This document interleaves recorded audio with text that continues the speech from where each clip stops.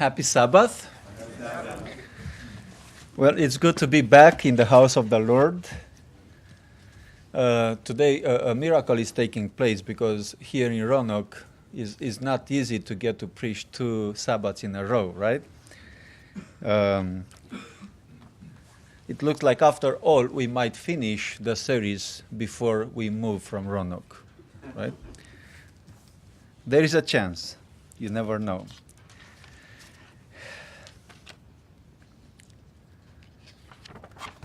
The study today is a continuation of what we started last Sabbath.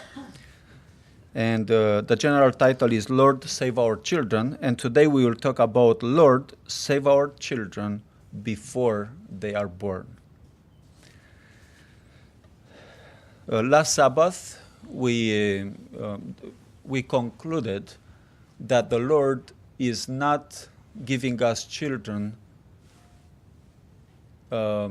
by chance, right?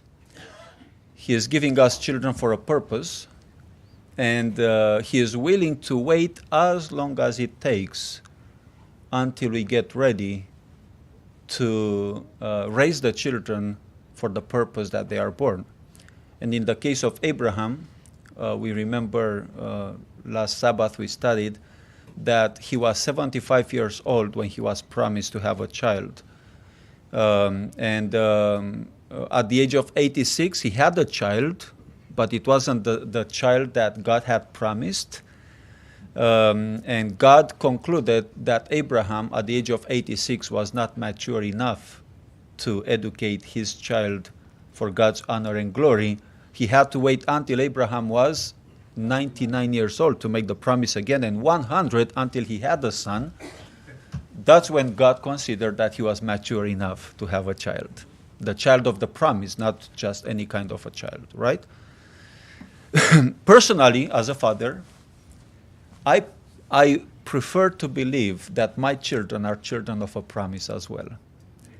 And I prefer to believe that my children have a purpose and they are not born in this world by chance. And if that is the case, if we understand that our children have a purpose designed by God Himself, if we truly believe that, we would treat our children as being part of a royal family. We would not treat them with disrespect. We would not open our mouth to speak to them as if they were not important. We would consider them part of God's plan. And we should consider life as being difficult to live without having our children in it.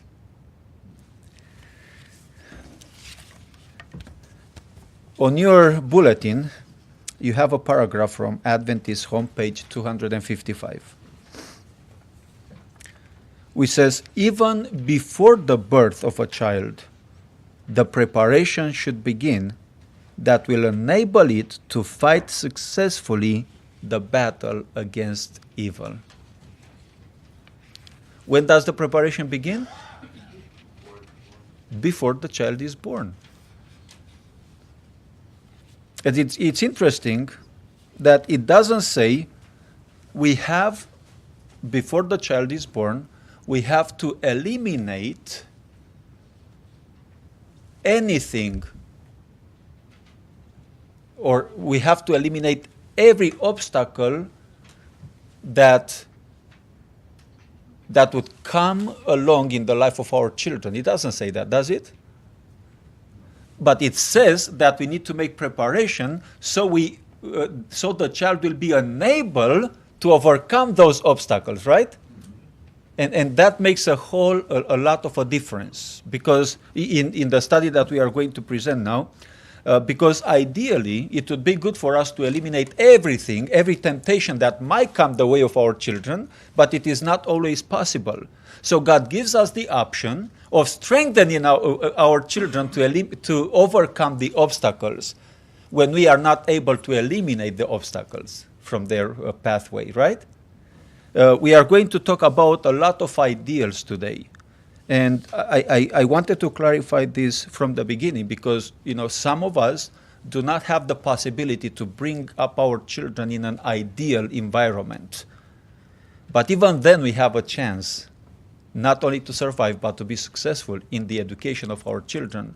Because if we cannot eliminate the obstacles, we can at least help our children be strong enough to survive in the middle of corruption and in the middle of temptations, right? So God is good. God is gracious to us, and He knows that the world as we know it is anywhere you would live, is not a safe place to be in. But God can strengthen us to stand against the evils in this world. And this is what it says here. Well, it doesn't say that the child is born evil, does it? Does it? We are born with the tendency to do evil, right?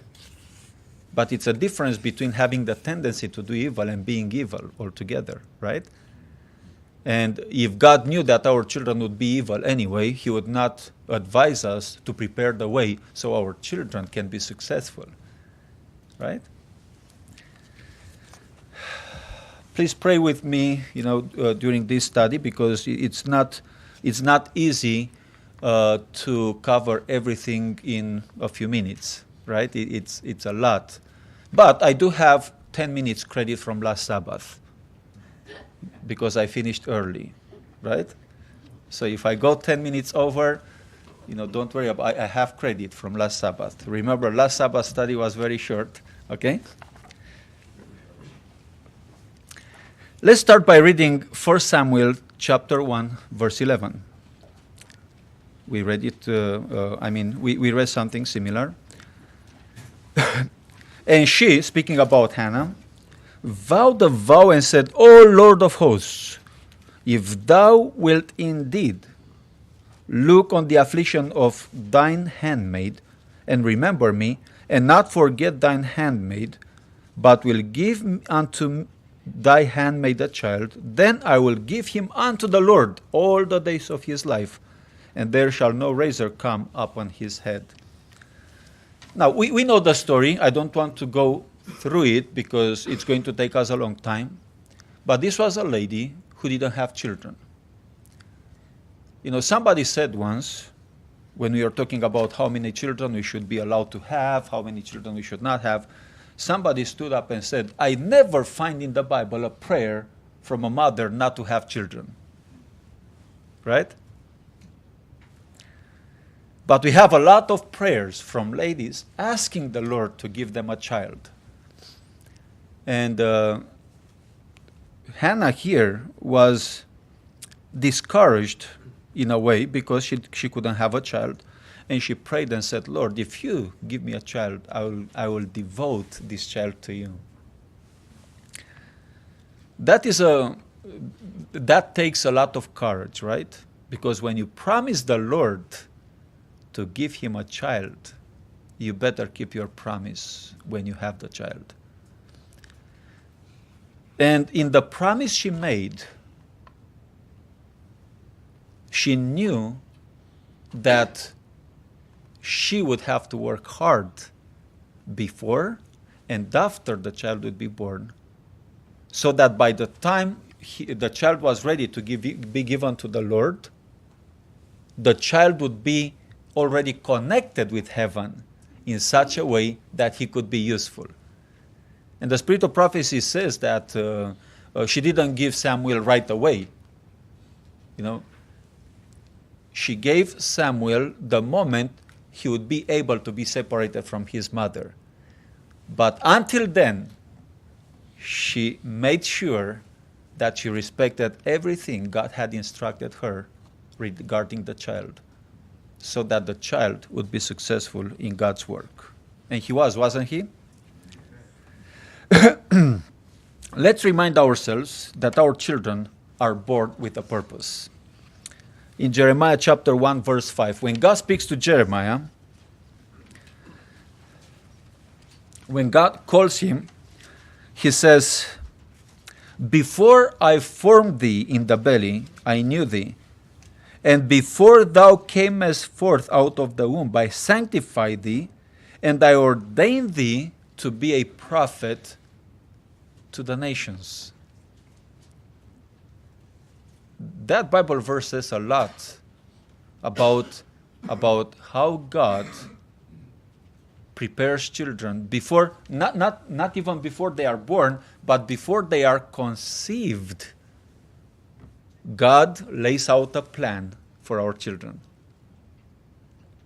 He doesn't always reveal that plan as he did with Jeremiah, right? To Jeremiah he spoke, and Jeremiah was hearing God speaking. He doesn't always do that. But he entrusted the parents with the capability to sense what our children would be if they are devoted to God, so that the purpose God has for them would be fulfilled. Our children are not they are not born by mistake, right? They are born with a purpose, and when the Lord allows us to have these children, it is because He wants to achieve something through them. He wants to make the world a better place because of them. And this is how we have to look at them. We have children already. You know, some of us are not even married. But when you are married, you might have children, you know. And it is now the time to get ready to have those children. And for us who already have children, it is not too late. Even when we have grandchildren, right? It is not too late to exercise the instruction that the Lord is giving in His Word for us to leave an impression on our grandchildren or on our children who will have their own children one day. It is not too late. So, what are we supposed to do before a child is born? In Patriarchs and Prophets, we read, "The inquiry of every father and mother should be, what shall we do unto the child that shall be born unto us?" Right? When do we have to pray that prayer? Before the children are born. Not when the child is in your arms and you look at it and say, "Lord, what am I going to do with this thing?" Right? It is before the child is born that we inquire from the Lord and ask, what shall we do unto the child that shall be born to us?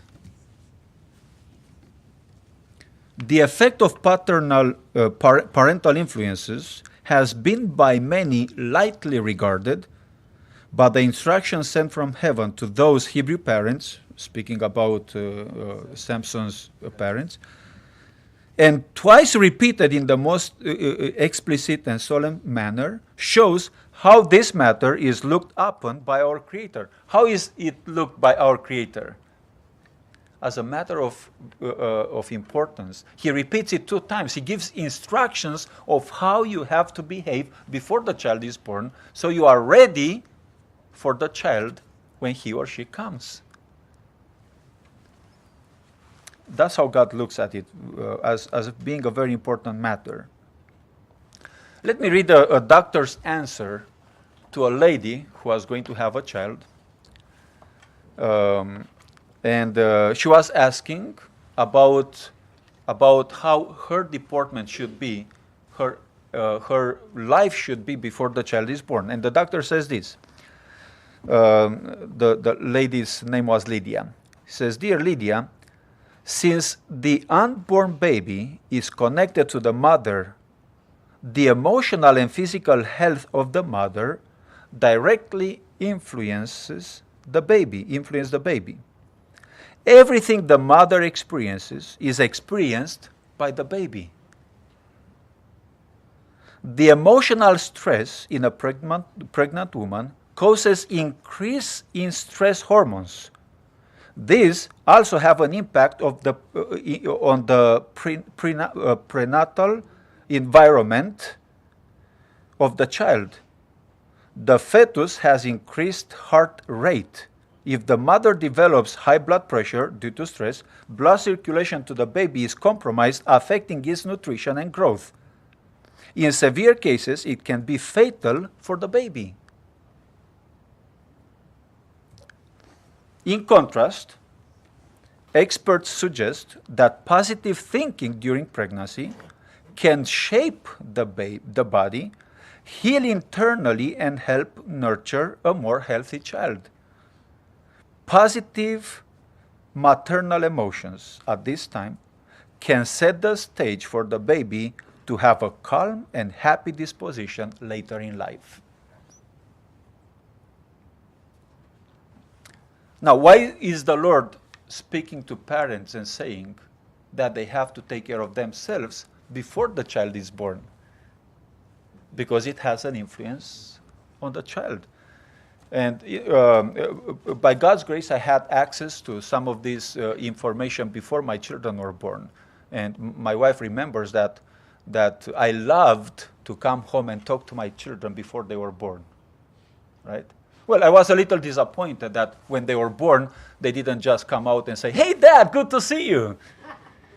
I imagine that if they hear me speak, they would know me already when they are born, and they would just come and give me a strong hug. It didn't happen that way. But well, my daughter says she remembers when I was talking to her. But it's a blessing to know these things beforehand. It brings so much joy knowing that you can connect with your child even before the child is born. Yeah, I was blessed with 2 children, but imagine those who are blessed with 5 children. What a beauty, right? What a joy they bring every time. Somebody else said this: when most people think of parenting, they picture changing diapers, messy feeding times, and chasing a screaming child through a crowded grocery store. Right? That's what we think about. But parenting goes far beyond the requirements for meeting the basic survival needs of the child. And parents have a significant influence on how children turn out, including their personality, emotional development, and behavioral habits, as well as a host of other factors. So when you think of a child, you don't only think about how can I help this child survive. Our children should never be in survival mode. Our question should be, how do I make this child help others survive? How do I make this child be successful in the purpose God has for him or her? And it takes a lot of, because even if 2 children have the same parents, the children are not the same. So when you have a second child, you should never say, well, I already have the experience. No, because the experience starts over and over again every time you have a child, because they are so different. And Brother Liv, you can testify it is true, right? Yeah, every child is different. So when a new child is born, you don't continue the experience. You start all over again. And don't only think about running after the child in a busy store. That's not what parenting is limited to. I mean, this is what guards do in prison, don't they? They just want to make sure the inmates are surviving their time in prison. That's what they do. That's not what we are supposed to do with our children. We have to prepare them for the purpose that God has for them. Well, I didn't do the best jobs, especially with me being absent for such long periods of time. Commitment from the mother is indispensable for the child to be successful. The Spirit of Prophecy says, actually, let me first read the Bible text in Judges 13, 3 through 5. And the angel of the Lord appeared unto the woman, and said unto her, Behold now that thou art barren, and bearest not, but thou shalt conceive and bear a son. Now therefore beware, I pray thee, and drink not wine nor strong drink, and eat not any unclean thing. For lo, thou shalt conceive and bear a son, and no razor shall come upon his head. For the child shall be a Nazarite unto God from the womb, and he shall begin to deliver Israel out of the hands of the Philistines. Isn't that amazing? I mean, you don't have a child at all, right? You can't have children. You can't even dream about having children. And then the angel of the Lord comes to you and says, you will have a child. And this child is not going to be a regular child. I have a purpose for him. And he is going to be a Nazarite before, it says from the womb he is going to be a Nazarite. And he will begin to deliver God's people from the hands of the Philistines. God is laying out before you the plan for the life of this child. How wonderful is that? Well, maybe you say, well, I wish God told me exactly what my child would be in the future. But doesn't he?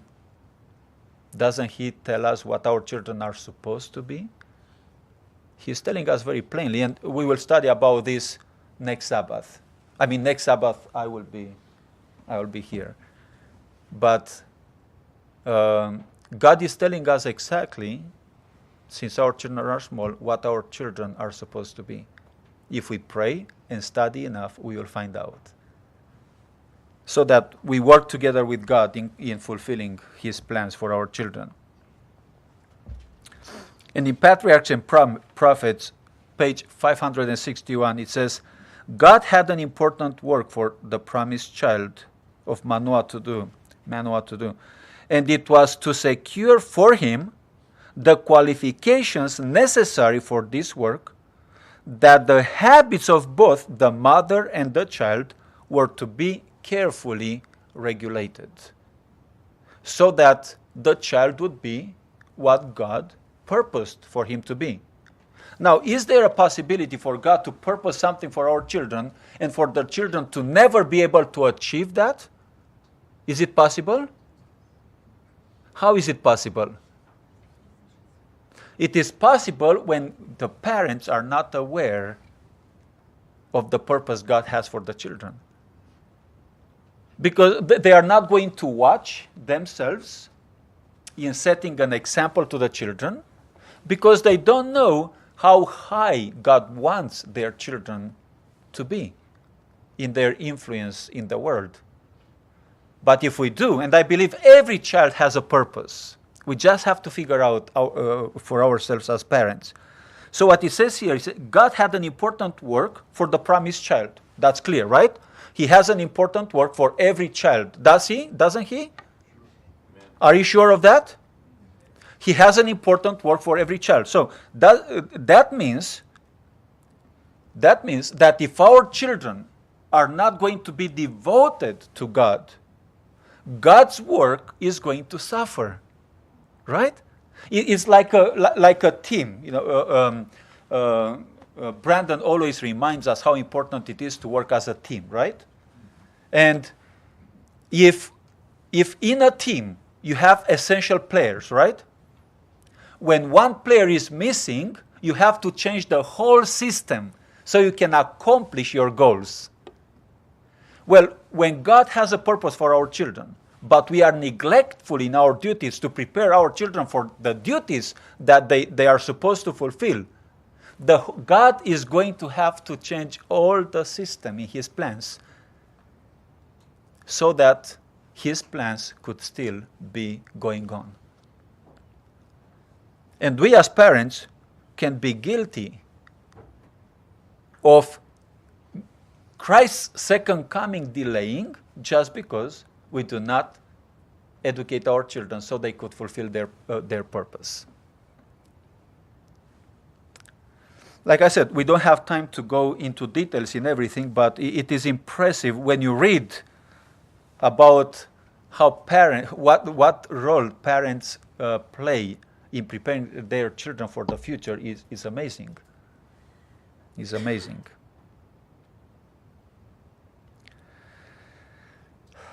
Well, this is what would happen in our lives if we understood correctly. Our priorities would change completely if we knew that our children had a specific purpose in the world, right? Instead of working hard to buy toys for our children, what would we do instead? We would use that time, that extra time that we work, we would use it to play with our children, right? Any child. The children play with toys because we live in a contemporary, in a modern world, and we believe that our children need to have what we were deprived of, right? When I was small, I didn't have cars to play. I was playing with stones and bricks. The brick was a truck. The stone was a car. And we purpose in our hearts, when I will have children, my son or my daughter will not play with bricks and stones. Right? In other words, we say, our son and daughter will not be creative as I was. Right? Because we give them the car, the only thing they have to do is just roll it on the carpet. Right? But in our time, we needed to make the roads in the dust, right? We had to work so hard to make the roads, so we would go with those bricks on the roads. Our children don't have to do that because we can buy them a carpet that has roads already, and it has signs, and it has light stops, and it has everything you need. So our children don't have to imagine a road; they already have it there. Exactly. And we deprive our children from the time that they are supposed to spend with their parents because we work so hard, because a Line McQueen car is not cheap, is it? It's not cheap. And you have to work really hard to get those toys for them. And the children play with the toys, still longing for the time when he can play with his dad. You know, until recently, I hope, Carlos, you don't mind, Carlos's favorite playtime was pillow fight, right? And that gave us the opportunity to hug each other and, you know, throw each other to the other side of the room and stuff like that. And that was his favorite, right? It didn't matter how many toys you would bring to him, he would still say that his favorite time was the pillow fight time. But no, we tried to convince them that the most important thing is for daddy to go to work, so he has money to buy toys for his child.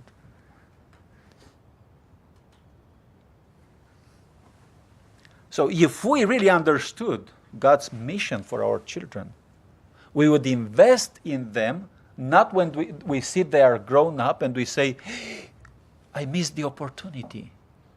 And then, when they are grown up already, we are going to push them to their limits, and they are going to be confused and say, wait a minute. I mean, isn't this what happens with us, brethren? Let's be honest.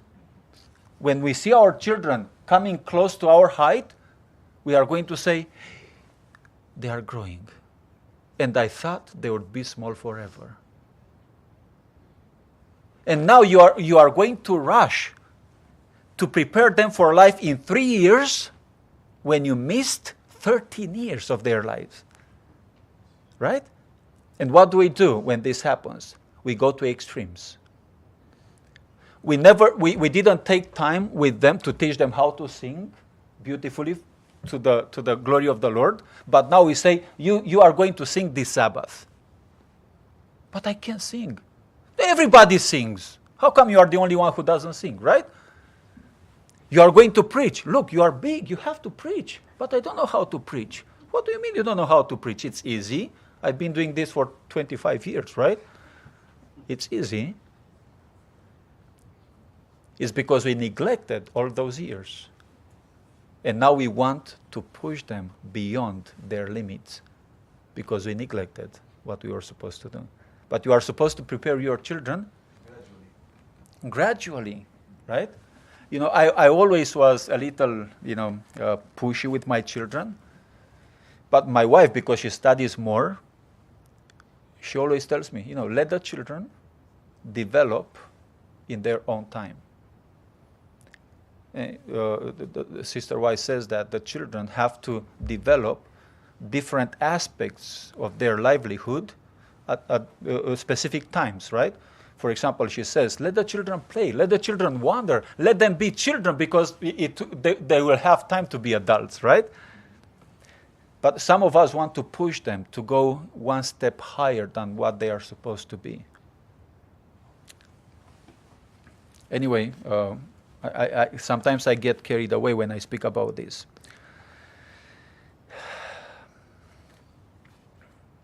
Should fathers be involved before the children are born? Because we read a lot about how the mother should eat, how she should drink, what she should not drink, and what she should not eat, because the child depends on them, right? But do the fathers play a role? Well, I tell you, I read a lot this morning about how fathers should take care of the mothers when they are pregnant, so that their life would be so easy that only positive influences would be transmitted to the child. Yes. I didn't include it here because it speaks too much to me. No, that's not why. I think my wife agrees with me that I was pretty careful, considering the circumstances, right? But fathers play a very important role in making the life of the pregnant lady, wife, make it so pleasant that those positive influences would be transmitted to the children. But what happens in today's world? When do mothers get a break from work before they have the child? How long before they have the child? When do they receive that? I don't know how they call it, but they get a break from work, right? How long before the child is born? It could be 6 months, family medical leave. No, but there are optional things, and there are, what does the law state? Is there a law in this or about this or not? Because in Romania they have a law.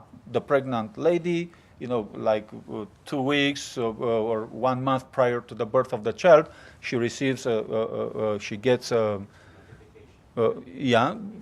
she gets a vacation time to take care of the baby, right?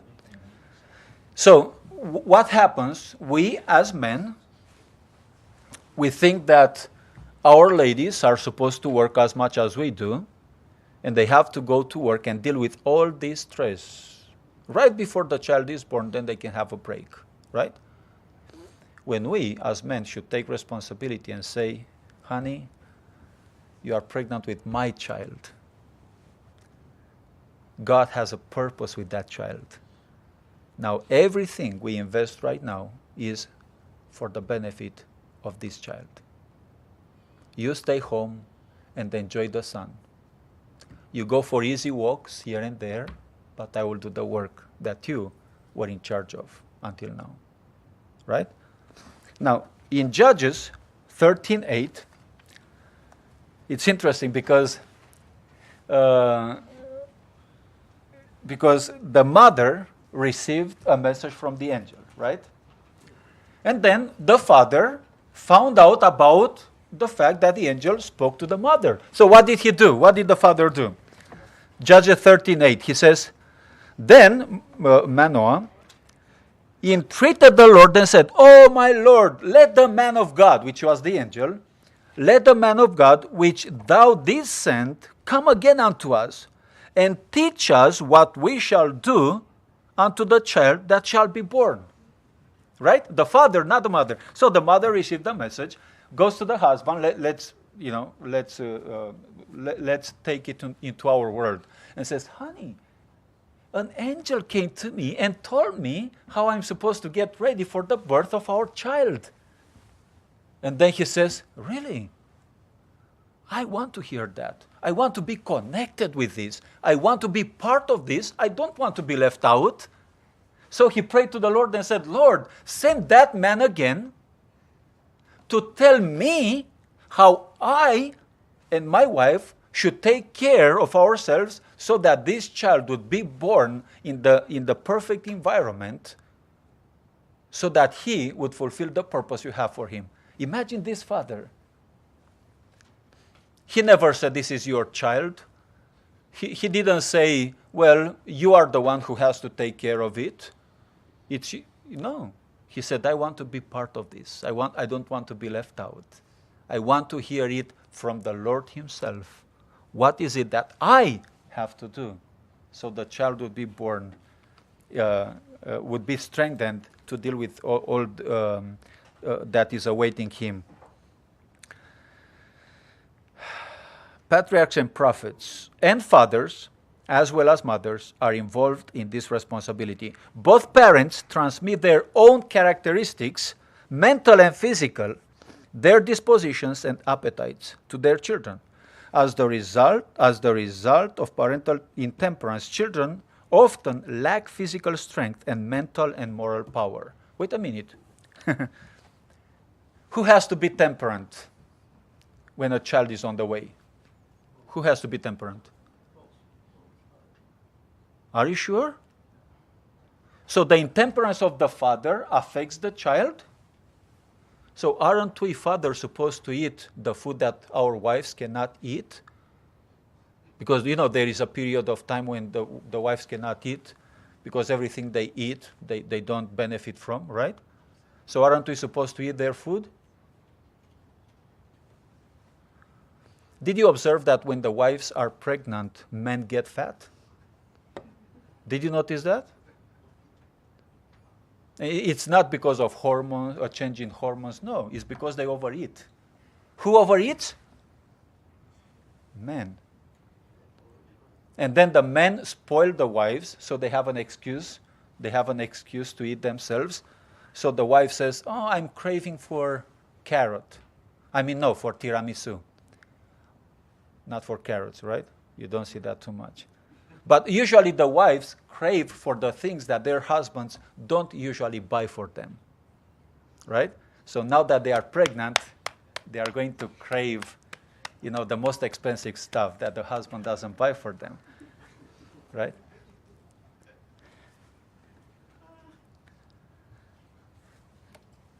It is the father's responsibility to be temperate, because the health of the child depends on his temperance or intemperance. How is that possible? Well,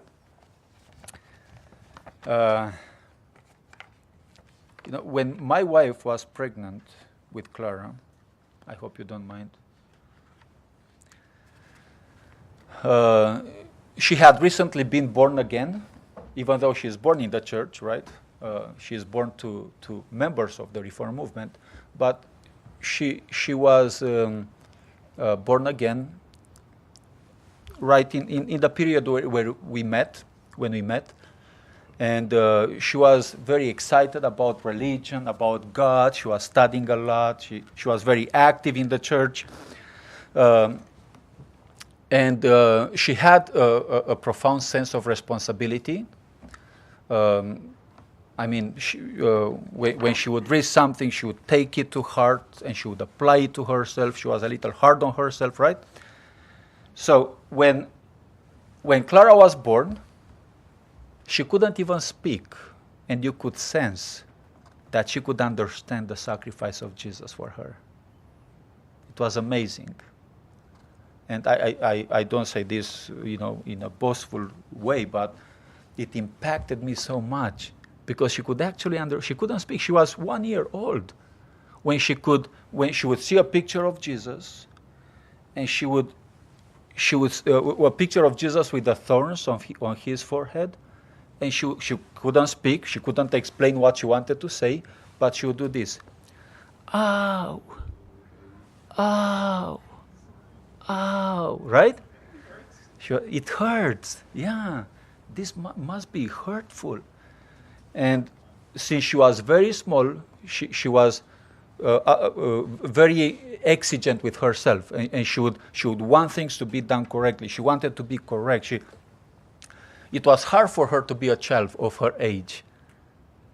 Spiritually, she was very mature. And that was because Monica was so much into religion when she was pregnant, right? When Carlos, before Carlos was born, Monica was so much into caring about Clara.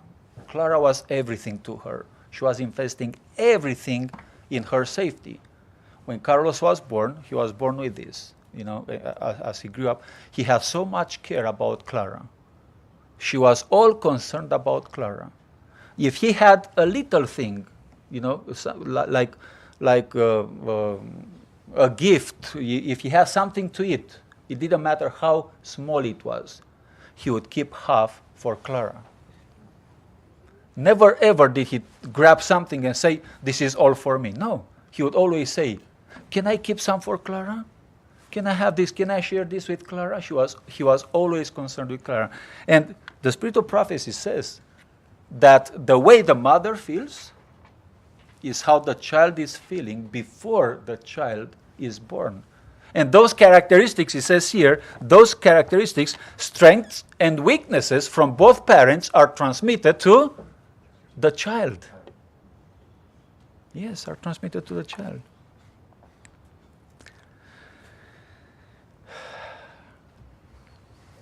Well, let's, well, you see, can I use those 10 minutes from last Sabbath now? Yeah. Children's dispositions are established before they are born. The inclinations. They are established before they are born. The physical ones. The Spirit of Prophecy in Testimonies for the Church, Volume 2, page 382, it says, women who possess principle and who are well instructed will not depart from simplicity of diet at the time of pregnancy of all others. They will consider that another life is dependent upon them and will be careful in all their habits and especially in diet. Deceased children are born because of the gratification of appetite by the parents, not only the mother. The system did not demand the variety of food upon which the mind dwelt, because once in the mind, it must be in the stomach. No, because once in the mind, it must be in the stomach. Oh, yeah. So it speaks about craving stuff, right? So it says, once in the mind, it has to be in the stomach, right? And this is an error which Christian women should reject. Imagination should not be allowed to control the wants of the system. Those who allow the taste to rule will suffer the penalty of transgressing the laws of being, or of their being. And the matter does not end here. Their innocent offsprings also will be sufferers. And this is why children are born with diabetes and other sicknesses. And we blame God sometimes and say, why did this happen to my child? Why is my child crippled? Why is this happening to my child? But that's one of the reasons. Speaking about physical health for the children, when our children are born, not only do we have to be prepared ourselves, we need to prepare an environment in which the child will be able to develop harmoniously in every sense of the word, right?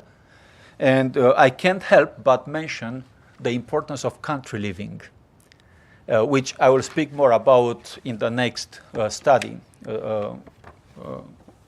which will be entitled, Lord, Save Our Children When They Are Small. Remember, last Sabbath I mentioned that if we pray to God and say, God, save our children, what would be his answer? Remember what I said? What would God's answer be? Adrian, let's save them together, right? Let's save them together. Because to our children, we are the image of God. when they are small and they cannot understand God. Even we cannot understand God, but even less so the children. And speaking about country living, this is what Sister White says. In order for children and youth to have health, cheerfulness, vivacity, and well-developed muscles and brains, they should be much in the open air and have well-regulated employment and amusement. Isn't that amazing? It says well-regulated. What does that mean? Balanced, right? You need to know how long your child can spend outside, how long he or she has to spend inside, how much of the mental effort they have to put into their lives, how much physical effort. You have to watch it. I mean, that's a full-time job, isn't it? Isn't it? But we live in a world when mothers already work full-time jobs, right? They give birth to the child, and you as a man, you say, well, we have a mortgage to pay, we have this to do, it's time for you to go back to work. And the wife says, what do we do with the children? And you say, well, you earn $4,000, and we pay a nanny $2,000 per month. So we have a benefit of $2,000, The balance in the bank is going to grow. If you don't go to work, it's going to, right? It's $2,000 a month. Is that too much? So you can prepare your child for the purpose that God has for him or her? I don't think so. Like I said, we are going to mention a lot of ideals here, right? And it is for the purpose for us to get the message. And maybe if we did not work accordingly, maybe prepare a next generation that will respect what God says. It's hard, isn't it? It's hard to be able to compete with the neighbor with only on one salary. Isn't it hard? It's hard, right? It's not easy.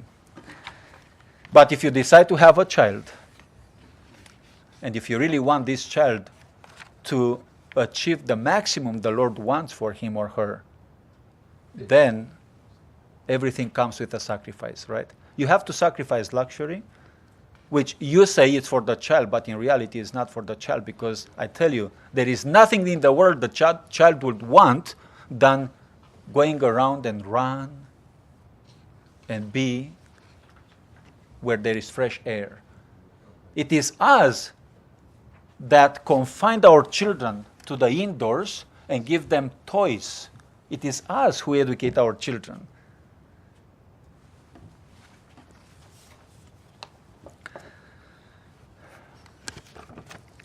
Children's emotional dispositions are established before they are born. In Signs of Time, September 13, 1910, the Spirit of Prophecy says, the thoughts and feelings of the mother will have a powerful influence upon the legacy she gives her child. If she allows her mind to dwell upon her own feelings, if she indulges in selfishness, if she is peevish and exacting, the disposition of her child will testify to that fact. Thus, many have received as a birthright almost unconquerable tendencies to evil. Almost what? Unconquerable tendencies to evil. When you study about emotional distress, when you study about emotional problems that people have, you notice that most of them are from birth. And they manifest a little later in life, but if you follow the pattern, you will see that most of the sicknesses, even emotional distress, emotional imbalance, comes from birth and education, right? From birth and education. And then when these children are big and they will have their own responsibility, they will manifest those tendencies in life. And specifically, I read a little bit about narcissism. How people become narcissists. it's a sickness. It's not just an ambition somebody has. It's a sickness of the mind. And it says that because of the narcissistic tendencies of the parents and manifested by the mother when she is pregnant, when she says, oh, it's all about me. Oh, it's selfish, right? Selfishness. I have to have everything. I am the victim here. I am pregnant, not you, right? So those tendencies, selfishness and everything, is being transmitted to the child. And when the child is born in such an environment, those tendencies are very easy to cultivate. Isn't that so? Are very easy to cultivate. And then when they are big, they are going to suffer a lot. Because believe it or not, speaking about narcissism, narcissists are proud, but they have a very strong complex of inferiority. They cannot take correction, for example. If you say that they are not what they are, they go and they cry like babies, right? So anyway, those emotional disabilities come from habits that parents have and manifest, especially the mother when she is pregnant. Every woman about to become a mother, says in Counsels on Health, page 79, whatever may be her surroundings, should encourage constantly a happy, cheerful, contented disposition, knowing that for all her efforts in this direction, she will be repaid tenfold in the physical as well as the moral character of her offspring. Isn't that amazing? So you make an effort. I mean, you don't make an effort to be cheerful, right? You just are cheerful. The fathers play a very important role in making the life of the mother cheerful. And then she is going to see that in her children. Her children are going to be cheerful. And then the predisposition of the children are established before birth, even the spiritual ones. Can you believe that? Can you believe that? So, people who believe that all children, no matter what you do, are born the same way is not true. Is not true. Not everybody will have the same dispositions. Predispositions, not everybody will. Okay? Some children are born with the predisposition of being good, right? Being cheerful. Make life of others easy, even in their childhood. Not all children are born that way, right? So spiritually, they can also be affected before they are born. And that's something that sometimes you think that spiritually the children cannot be affected by the parents, because spirituality is established between the individual and God, but it's not so. The spirituality of our children is affected even before they are born. She who expects to become a mother, Adventist Home 259, should keep her soul in the love of God. Her mind should be at peace. She should rest in the love of Jesus, practicing the words of Christ. She should remember that the mother is a laborer together with God. How should she be with God? At peace. Because that peaceful, reconciliation with God is going to be passed to the child. And the child is born with the predisposition to reconciliation with God. Isn't that wonderful? I mean, it makes our life so much easier. Because if you are rebellious as a parent, the child is going to be born with a rebellious spirit, right? Not always, but there is a chance that the child is going to be born with a rebellious spirit, and you are going to have a very hard time with the child. So isn't it worth it, even for our own sakes, in this life, for the rewards that we are going to receive in this life, isn't it worth it to invest in our children before they are born? Instead of being concerned about, is it going to be a girl, is it going to be a boy, we should rather be concerned about whatever it is. The Lord has a purpose for him or her. And again, I come back to country living. Few realize the importance of shunning, so far as possible, all associations unfriendly to religious life. In choosing their surroundings, few make their spiritual prosperity the first consideration, right? When you choose the environment that you are going to live in, very few, it says here, consider spirituality as one of the criteria, right? We think about comfort. We think about our own comfort as parents, and we don't think of the spirituality of the children. It says, as much as possible. It doesn't say that you have to shun away everything that would influence your children negatively, because you can't do that. We still live in a world, right, full of sin. But as far as possible, shun away all those influences that will negatively impact our children. And then, when it is not possible to shun away the environment, we are going to help our children be strong enough so that when they confront these situations, they will be successful. I'm sorry I rushed so much through it. I know this.